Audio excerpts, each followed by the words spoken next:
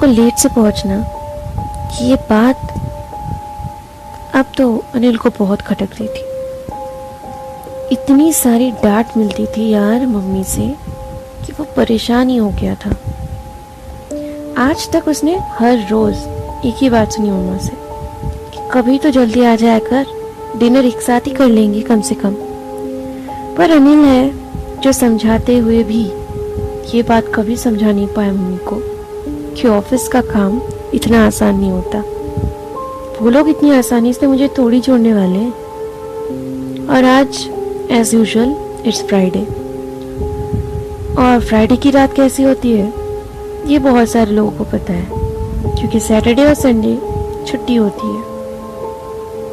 और वैसे सैटरडे बहुतों का हाफ डे भी होता है, लेकिन अनिल के ऑफिस में सैटरडे हाफ डे नहीं, फुल डे ऑफ होता है। तो फ्राइडे हर काम कंप्लीट करके अपनी जगह रख कर फिर ही आना पड़ता है, वरना नौकरी से हाथ धोनी पड़ सकती है या फिर ढेर सारी गिफ्ट्स आपके लिए मंडे को इंतजार कर सकती है। ये सब बातें सोच सोच कर अनिल मुस्कुराता हुआ अपनी आखिरी फाइल समेट कर टेबल पे रख कर घर जाने के लिए रेडी हुआ। घड़ी में उसने देखा कि टाइम अभी जो है, अगर वो सीधे रास्ते से जाएगा तो बहुत देर हो जाएगी, मम्मी डिनर के लिए अकेली वेट करती रह जाएगी। तो क्यों ना एक काम किया जाए, वो दूसरा रास्ता जो वो जानता था उस रास्ते से जाएगा। लेकिन हाँ, उसे ये बात भी याद आई कि इस दूसरे रास्ते के बारे में बहुत सारी छोटी कहानियां फैली हुई है। ऑफिस वालों ने तो बस ये बात बता के रखी है कि भाई कुछ भी हो जाए तो उस पुराने बिल्डिंग के सामने से कभी मत जाना। पुराना बिल्डिंग, वही जो बिल्डिंग है ना जो शॉर्टकट रास्ते से जाता है ऑफिस के ठीक पीछे के रास्ते से, थोड़ी दूरी में है। उस बिल्डिंग को क्रॉस करते ही रास्ता बहुत करीब आ जाता है और घर जाने में बस ज़्यादा टाइम नहीं लगेगा। ये सोच कर अनिल बस मुस्कुराता हुआ सोचा, यार छोड़ो ऑफिस के लोगों की बातें, कुछ भी कहते रहते हैं, मैं तो आज उसी रास्ते से जाऊंगा घर ताकि जल्दी जा पाऊँ। जैसी सोच बिल्कुल वैसे ही उसने किया। बैग उठाया, लैपटॉप बैग में डाली और फिर अपने बाकी सारे चीज़ें समेट कर कंधे पे उठाए और चल पड़ा अपनी बाइक के लिए। बाइक पे बैठकर स्टार्ट दी और फिर मम्मा को कॉल करके बोला, मम्मा आप इंतज़ार मत करना, खाना गर्म करके रख दो, मैं अभी आने वाला हूँ, अगर लगे कि लेट हो गया तो आप खाना खा लेना। उस तरफ से मम्मी ने कहा, बेटा जब तक तो नहीं आएगा मैं कैसे खा सकती हूँ, और ऊपर से आज मैंने तेरी पसंद के खाने बनाए, तो आजा दोनों मिलकर खाएंगे। कोई बात नहीं, तू आराम से आ।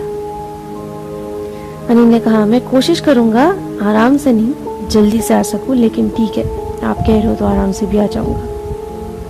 फोन कट करके अनिल अब रवाना हो गया। जाते जाते उसने सोचा, आज पूरे दिन उसने प्रीति के साथ बात ही नहीं की। कैसे करता यार, ऑफिस के इतने सारे काम होते हैं। प्रीति बहुत गुस्सा हो जाती है। शादी को अभी भी 6 महीने तो बाकी ही है। कोई बात नहीं, मना लूंगा उसे मैं आज रात। और कल वैसे भी सैटरडे, एक अच्छी सी किसी होटल में या फिर किसी मूवी में जाकर उसको मनाने का तरीका सोच लेंगे।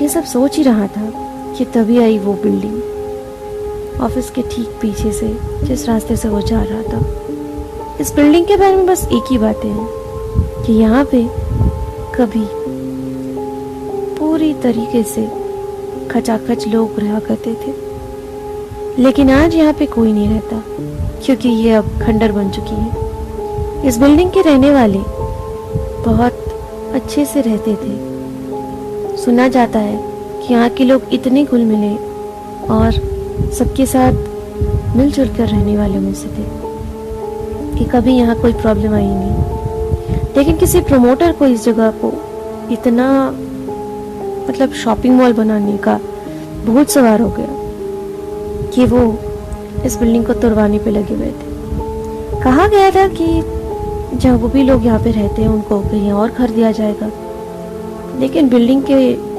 जो बुजुर्ग थे वो मानी नहीं, और जैसा होता है बिल्कुल वैसा एक दिन एक हादसा हुआ।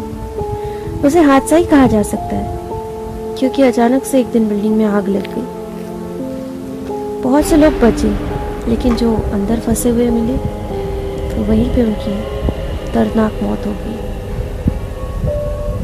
और उसके बाद प्रमोटर ने बहुत कोशिश की यहाँ पे शॉपिंग मॉल बनाने की, लेकिन जितनी भी बार लोग यहाँ पे आए, ना कुछ बना पाए ना कुछ तोड़ पाए, क्योंकि अब यहाँ पे उन्हें कई कई नज़ारे देखने को मिलते हैं। अनिल के लिए ये नज़ारे ही हैं, क्योंकि वो इन सब बातों पे विश्वास नहीं करता। लोगों का मानना है कि यहाँ पे जली हुई आत्माएं, जली हुई रूह दिखती है। जली हुई रूह। हंसता हुआ नहीं सोचा कि कैसे हो सकता है यार, जला हुआ इंसान सुना है, जली हुई रूह, ये क्या बात होती है। सुन के और समझ के अनिल ने यही सोचा, कितनी बकवास बातें होती है ना यार। यहाँ के लोग भी कोई साइंस नहीं, कुछ नहीं, बस जो बोला जाता है वो मान लेते हैं। लेकिन मेरे ऑफिस के लोग तो पढ़े लिखे हैं, उनका ऐसा क्यों कहना है। चलो छोड़ो, मैं क्यों ये सब सोच रहा हूँ। अनिल फिर से मन लगाकर बाइक चलाने लगा। जल्दी जल्दी घर जाता हूँ, पता नहीं आज क्या खाने को मिलेगा। ऐसा सोचकर वो बिल्कुल बिल्डिंग के करीब आ गया, लेकिन अचानक उसकी नजर एक अजीब सी चीज पे पड़ी। उसने आगे देखा, एक छोटी सी बच्ची हाथ में एक गुड़िया लेकर खड़ी है। यहाँ पे एक छोटी सी बच्ची क्या कर रही है। उसने आगे जाकर बाइक रोक दी और बाइक से उतरकर उसने पूछा, बेटा आप यहाँ अकेले क्या कर रहे हो? बेटा आप यहाँ अकेले क्या कर रहे हो? बच्ची ने 2 बार पूछने पर भी कोई जवाब नहीं दी। अनिल ने दोबारा कहा, बेटा आप बताओगे यहाँ पे अकेले क्या कर रहे हो आप? बच्ची ने हाथ उठाकर कोई इशारा किया। अनिल ने देखा कि वो बिल्डिंग की तरफ इशारा कर रही है। आंख उठाकर अनिल ने देखा कि वहां पे कोई शायद खड़ा है या खड़ी है। अंधेरे में कुछ दिखाई तो पड़ नहीं रहा था। अनिल ने दोबारा पूछा, वहां कौन है? आपके साथ कोई है? लेकिन इतनी रात का यहाँ पे रहना ठीक नहीं है बेटा। बच्ची भागकर अंदर गई बिल्डिंग की तरफ। अनिल चीखता हुआ बोला, अरे बेटा रुक जाओ, अंधेरा है, गिर जाओगे आप। अनिल ऐसा ही था, इसका दिल बिल्कुल बहुत ज्यादा इमोशनल। उसने सोचा, इतनी रात का एक बच्ची अंधेरे में किसके साथ अंदर गई होगी। फिर सोचा कि शायद मम्मी या पापा हो सकते हैं, छोड़ो मैं चलता हूँ। सोचकर वो बाइक पे फिर चढ़ बैठा और स्टार्ट देने ही लगा। लेकिन देते ही उसे दोबारा वो बच्ची सामने दिखाई पड़ी। अब की बार वो बिल्कुल चौंक गया, क्योंकि अभी वो बच्ची अंदर गई थी तो वापस एक ही जगह पर एक ही तरीके से खड़ी कैसे रह सकती है। अनिल इस बार उतरा नहीं और बाइक पे बैठकर पूछा, बेटा तुम अंदर गई थी ना, वापस इतनी जल्दी कैसे आ गई? कौन हो तुम? यहाँ अंधेरे में क्या कर रही हो? बच्ची ने कोई जवाब नहीं दिया। अनिल ने दोबारा पूछा, बेटा कौन हो तुम? यहाँ अंधेरे में क्या कर रही हो? किसके साथ आई हो यहाँ पे? बच्ची ने फिर से हाथ उठाया और इशारे से बिल्डिंग की तरफ दिखाया। अनिल इस बार भी एक ही तरीके से बिल्डिंग के अंदर देखने के लिए अपना सर उठाया और इस बार भी उसे वही एक परछाई दिखाई दी, जिसके देखकर पता ही नहीं चल रहा था कि वो आदमी है या औरत। अनिल ने फिर बच्ची की तरफ देखा और बच्ची फिर से भागकर अंदर चली गई। अनिल ने अब बिना उम्मीद किए बाइक को स्टार्ट लगाया, लेकिन जैसे ही दोबारा स्टार्ट की गई फिर से वो बच्ची उसके बाइक के सामने। इस बार अनिल ना कुछ पूछा और ना कुछ बोला। उसे शायद अब समझ में आ गया कि क्या हो रहा है। वो धीरे धीरे बाइक को घुमाने की कोशिश करने लगा, क्योंकि उसे इस रास्ते से जाना ही नहीं था। लेकिन बाइक घुमाकर जैसे ही उसने सामने देखा, फिर से वही बच्ची खड़ी थी, हाथ में एक गुड़िया लेकर, सर झुकाए, पहली बार की तरह। अनिल इस बार बहुत जोर से चीखा, क्या चाहती हो तुम? मुझे जाने दो। देखो ये सब ठीक नहीं है, मुझे जाने दो, मुझे यहाँ से जाने दो।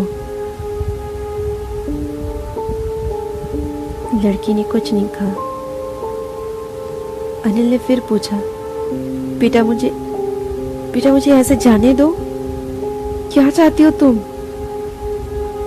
बच्ची ने फिर भी कोई बात नहीं की। फिर अनिल ने दोबारा एक ही सवाल पूछा और इस बार उसके दिमाग में एक तरकीब सूझी। उसने पूछा, बेटा क्या अकेली क्या कर रही हो तुम? कौन है तुम्हारे साथ? बच्चे ने जवाब नहीं दिया। अनिल ने दोबारा एक ही सवाल पूछा, बेटा यहाँ तुम किसके साथ आई हो? बच्ची ने हाथ उठाकर अंदर की तरफ इशारा किया। अनिल ने धीरे धीरे बिल्डिंग के अंदर देखा और जैसे कि वो जानता था कि अब की बार भी बच्ची अंदर भागेगी, बिल्कुल वैसा हुआ। और अनिल ने बिना इंतजार किए स्टार्ट कलर के फौरन बाइक को आगे बढ़ा दिया। और शायद उस दिन के बाद से उसे इस बात पे यकीन आ गया कि आखिर ऑफिस वाले जो कहते थे तो बिल्कुल सच कहते थे, क्योंकि उस दिन जो लड़की या बच्ची उसे मिली थी उसका हाथ भी जला हुआ था और उसके हाथ में जो गुड़िया थी उसका एक पैर। लेकिन फिर भी अनिल नहीं माना था। उसे लगा था ये इत्तेफाक हो सकता है। लेकिन ये घटना होने के बाद से अब वो ऑफिस वालों पे हंसता भी नहीं है। उसे यकीन है कि जली हुई रूह भी होती है।